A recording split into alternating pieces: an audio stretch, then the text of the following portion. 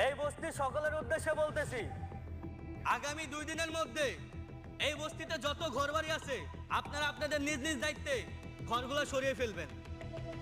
আর যদি সরিয়ে না ফেলেন আমরা এসে পুরো বস্তির ঘরবাড়ি ভেঙে দেব। না, আমরা এই বস্তি ভাঙতে দিব না। এতগুলো মানুষ আমরা কই যাবো?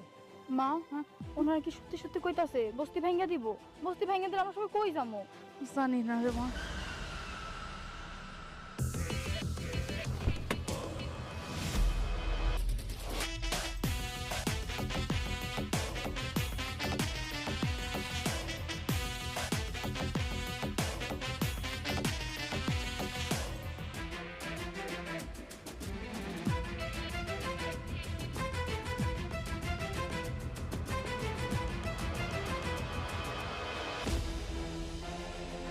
কি ব্যাপার, আপনারা বাধা দিচ্ছেন কেন?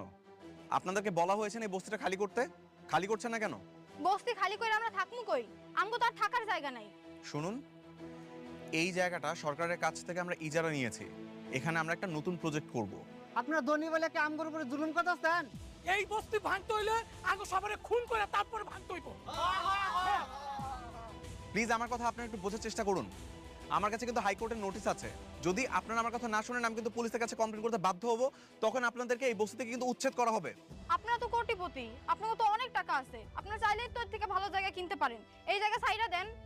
এটা সম্ভব হচ্ছে না, কারণ আমরা অলরেডি এই জমির জন্য সব রকম টাকা সরকারের কাছে জমা দিয়ে রেখেছি। এখন আমরা চাইলেও এই জায়গাটা ছাড়তে পারবো না। বরঞ্চ আপনারা খুব দ্রুত এই বস্তিটা খালি করুন, তা না হলে কিন্তু আমরা ব্যবস্থা নিব এই বস্তি পরিষ্কার করার জন্য। কি পরিষ্কার করবি? ওই তোকে যা যা কিছু আছে সব কিছু লয়। ওগুলো আজকে উচিত শিক্ষা দেবো। যা লই আর সব কিছু।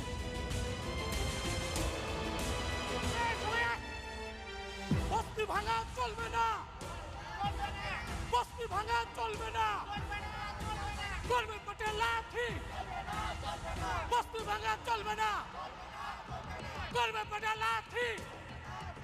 এই বস্তি আঙ্গ এখানে আমরাই থাকবো, ভাঙা চলবে না।